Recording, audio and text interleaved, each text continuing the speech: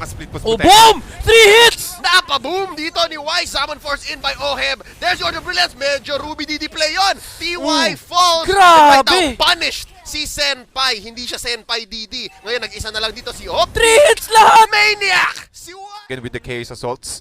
So, tingin ko yun yung magiging sagot nila para mahuli. Pero, kung titimplahin ko yung magiging senaryo, madaling makakaalis eh. Maraming sustainability yung Blacklist International. Again, you're up against the Estes and Rafaela, which provides a lot of sustainability for the main core hero. So, I'll go in favor of Blacklist International here, especially early. Oh, wala ka bias-bias. Wala ka bias-bias, guys. Draft lang. If you switch this up, I will still favor the lineup that has the Bruno. Yeah, as simple as just look at the level 4 of just look at the level 4s of Impunity H.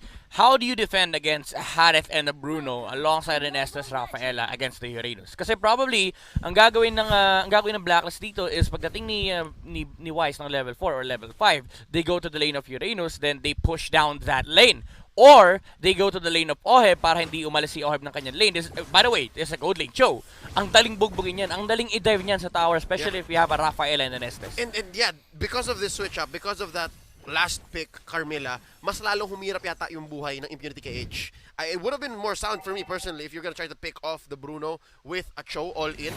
I don't doubt na kaya naman yata yon ni TY. But right now, nako, medyo pedal to the metal ang galawan ng Blacklist International. Game number 1, pasok na tayo. A relatively quiet first minute. Yeah, I like what Eson did no, yung level 1 niya. Instead of investing onto the minion wave, kasi kaya naman ni Bruno tsaka ni Estes yan. Hindi naman sila nagmamadali clear yung lane. He just went straight towards the orange buff. Ginuro niya lang si Oh! Early knockout! I mean, that's Edward. Na-surpresa, tol. Happy New Year! Na Happy New Year. Napaputok, tol. Happy New Year, everybody! It's a classic matchup, Pakito versus Uranus. Naturally, The Uranus does nothing right now. What? Sorry? The Uranus does nothing right Yeah, now. if you have two good players, if you give them Pakito Uranus, the Pakito will just be on an advantage. But problem is nalugi sa XP si Boom. So talaga na maximize na Edward yung advantage niya at that point. And ito yung dito papasok yung tanong anong silbi ng Carmilla sa early game? Exactly. Parang napasama pa nga yata si Boom nung bumisita si TY. Yeah. I think Boom could have just stayed under turret, tapos yun, inantay niya lang. Siya yung legit TY. Yeah, TY na lang. Just get out of here. Sabi ni Edward TY. Yeah, let me deal with this, right? So, naghahanap sa baba si Boom ng room and in mid, si Senpai di naman makasagot. Sobrang, wala, mana lang puhunan ng dalawan to Si Eson at si V. Yeah. Right now, wait lang. Si Edward, isa pa! TY, saan pupunta? Naghahanap ng isa. Cyclone Eye right through the wall. And there's an early turtle. White Knight! Gonna go down. Nasipaan ng isa. There's a goal. YSS falls. Wow, nakita mo yung sandwich play doon ng Blacklist International. After taking the turtle, nakakuha na naman sila isang magandang pick-off. Again, the slow capability. Oh! Venus! Still alive! What? 1 HP and a dream. Sapat na para makapag-counter go. Ang Blacklist International. Humahabol sila dito. OP, Shunpo, way out. And, wow, biglang nagulat Medyo, Ganun lang kabilis. ano yun? Sabi ni OMYVEENUS, wala silang damage like legit. Kulang guys, tara laban tayo. Kasi, well, I mean, he was almost bursted down. Well, that was a full combo from a Lunox and a Cho. And hindi enough para mapatay yung support na Estes. And it came down to the tip. As in, isang basic na lang si V. And then nabuhay pa. Pero ngayon si Wise, papasok. A few hits right here. Eson gets hit by the way of the dragon. Napalayo pa nga sama-sama. And a free kill goes over to Blacklist International. Another gold pick-off sa side ng Blacklist International. Ito taga yung laning nila Pagkatapos ng aggression sa middle lane, aakit agad sila sa lane ni OHEB para makontrol or at least masira agad yung mga energy shields ng turret. But look at this. Boom! Boom, 3 minutes. Magdo-double cut, triple cut. A little too dangerous. Yeah, especially against the Harith. Pero at least it forced out the recall from the Harith para hindi siya makapag-farm basta-basta sa kanyang lane. And this will attract more attention for the side of Impunity KH. So in turn, makakapag-push naman yung Impunity sa may top lane. Si OHEB naman this time around yung may ipit. And he's not in any shape to take this fight. Not just yet. Wait lang. Mon Delicado, Venus, right through the wall. Wave the dragon on. Purify, under the Zaman Force. They're gonna lose the turret, pero at least walang namatay. Yeah, safety. Nakikita rin kasi na yung risk ng sa side ng Impunity KH. Kapag nakapag-farm si Senpai, dun manggagaling yung main damage dealer ng Impunity KH when it comes to early to mid. So ang ginagawa ng Blacklist International ngayon is they're just a really applying pressure through all the lanes ng Impunity KH para ma-takedown nila agad. Magkaroon agad sila ng ma-occupy agad nila yung territory rather ng Impunity KH para mas slow down yung pag-power spike ni White Knight. Ino-off nila yung timing ni Impunity Yuppie. KH. They're basically forcing mid-game and late game to come in so much sooner. Wait lang, si Edward, makakaisang knockout pa ba? Hindi na. Pero tinan mo, si Venus nag-drop ng domain dito para mahirapan si White Knight. Still gonna get his purple, but only just so much. Up pa rin ng mga 1-5, 2k gold ang Blacklist. And bottom lane, wait lang, 2v1 dito sa mid. OHEB through the wall. OHEB through the wall at nakikita talaga natin, mahirap hulihin ng mga members ng Blacklist International. At kung sakali makahuli ka, siguraduhin mo na wala si OMYVEENUS at wala si Eson kasi ang bilis lang din ng pag-region ng HP. So, again, capitalizing on their strengths, Blacklist International, ubos ka agad yung Tier 1 turret just at the nick of time na tumama tayo sa 5-minute mark. Wala ng energy shields. So, mas mabilis na lang makakuha ng turrets dito. Si Wise, again, the volley shot, ang bilis tumunaw ng turrets niyan. Especially kapag lahat ng mga Tier 1 turrets, kapag hindi siya nakokontrol. So, Blacklist International, they're currently on the lead right now. Kundi lang sa points, but when it comes to territory and also when it comes to momentum. Yep.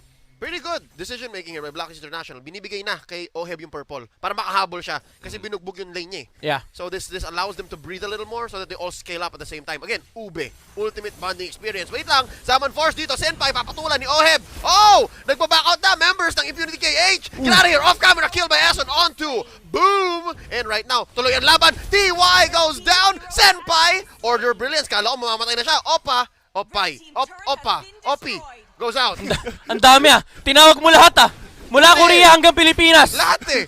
Medyo tumigil yata sa isang bansa pero Teka, si Bates dumating. nakaisa pa. Joke lang. Off si Bates again. Ang galing close. I could have sworn, man. They were gonna go for it. They're gonna take this mid lane turret. And right now, Zaman Force committed. Apat de depensa dito. Si Boom off cam.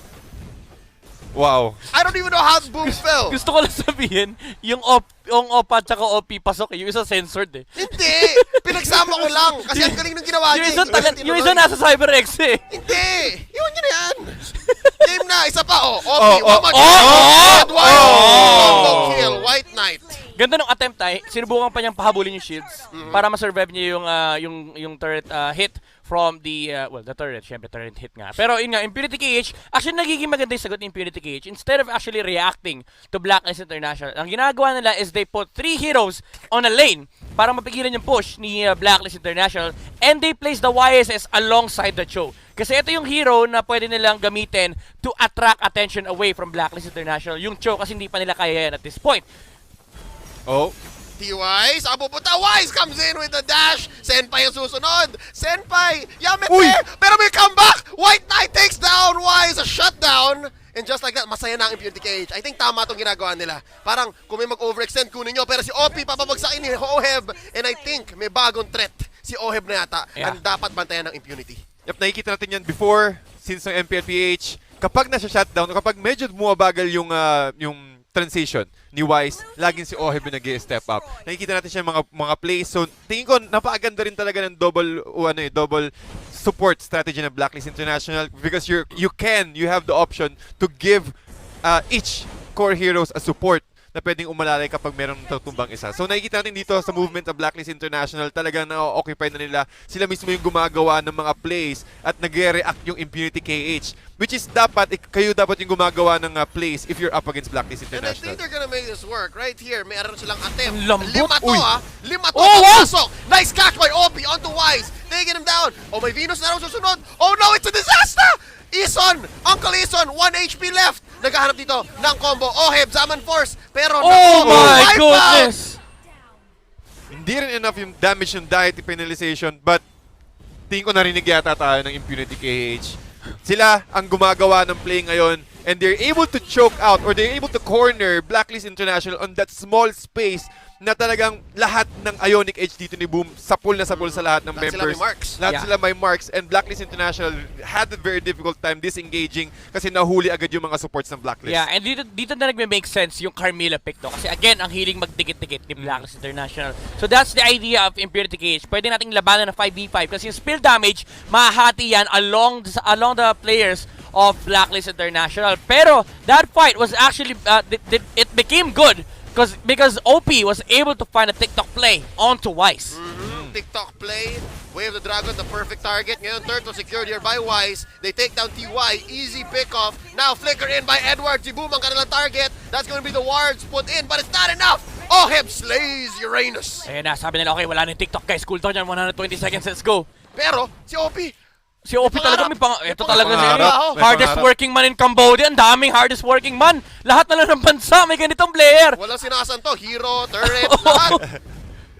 Sino to, Senpai? Senpai. Ay, Pero makita mo yan, bilis talagang bumasag ng Blacklist International. Bawat pick-off, merong agad sagot na turret, na another objective. Kaya napapwersa yung Impunity KH na na lumabas sa base nila eh. Kaya ang ginagawang trabaho na nandito ni Obi, ano lang eh, tamang trabaho lang, tamang panggulo lang. Sakit! Tamang trabaho, yun yung trabaho niya. Now, Boom, down to what? A third of his health, ang bilis. So medyo bumubuo na, gumaganda na. I think the next time we see Wise's items, doon natin makikita kung ano talagang progress niya. Yeah, and ang problem na kasi ni Boom dito, instead of going for the Brute Force Breastplate, he went for the Enchanted Talisman. And I think Dominance Ice, yung next item niya rito, it's gonna help the Carmilla para pag nagdikit-dikit yung Blacklist International. Ang trabaho ni Boom ay pumunta sa gitna, tapos mag-boom. Medyo masama yung joke na naisip ko.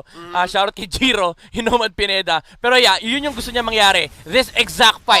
Replica niyan. Dikit-dikit sila. It's gonna help the Carmilla for the spill damage. Perfect. With the teamfight presence of Impunity KH. Dagdag pa natin dyan yung presence din ni Senpai on the Lunox. This is looking rosy. Perfect execution by Impunity KH. And I think tama rin yung placement ng laban nila. May pader, so hindi makahil si Eson tsaka si OMYVEENUS. Yeah. So that was, I guess that was their first big win in this matchup. Maybe save also for one more TikTok play by OP kanina kung saan pa ako medyo nag-stumble sa aking mga words. But right now, back into form here. We give the early game to Blacklist, mid-game somewhat Impunity KH. Now, coming up to Lord times 2, 1. Lalabas si Lord. Feeling ko back to form ang Blacklist eh. Parang kanila ulit yung mapa. Yeah, ito yung talagang box. Dito magaling sa Blacklist International yung mag-establish yung box. They really are good in terms of protecting Wise whenever they try and take objectives. Lalo-lalo na yung ginagawa ni Eson tsaka ni OMYVEENUS. Kaya nilang gawin to na silang dalawa lang. Kasi usually si Edward talaga nasa kabilang side ng mapa.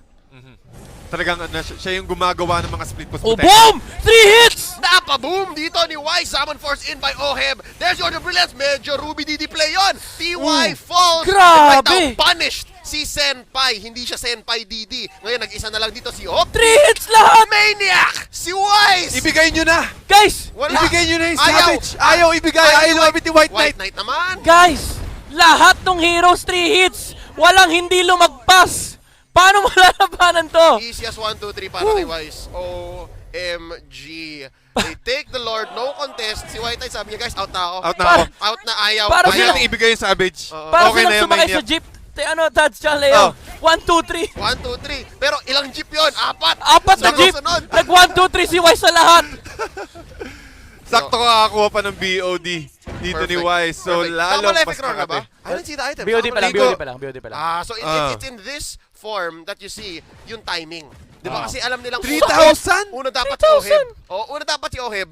May crits naman ang isang Bruno. Kaya Blade of Despair muna. Oo. Kumbaga, ang dami na nilang control eh. Ang dami na nilang CC, rather, sa side ng Blacklist International. Kahit tumaplis ka lang sa gilid ng domain, yatap ka na. Yep. Tingnan mo yung crit ni Wise, mas malaki pa sa sahod natin.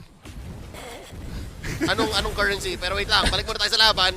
Easy defense here by Impunity KH. Not at the cost of the turret, but at the cost of Boom's life. Siya naman ang Boom! And one more goes down. OP taken out. OHEB gets the kill. Zaman Force committed. Oh my goodness! Senpai goes as well as the base. Blacklist International takes game number 1. Ayaw patantanan na gusto mo maglaro. Okay, lesson. Easy lang. Uy. Yan. Parang wala Sabi ni Wise, pero wala lamagpas ng 3 hits. Pira mo na. Nice G. Si Eson, yung taga-motivate ng mga kampi mo na parang wala na sa kanila eh. Para naman daw may ginagawa sila, ladies and gentlemen.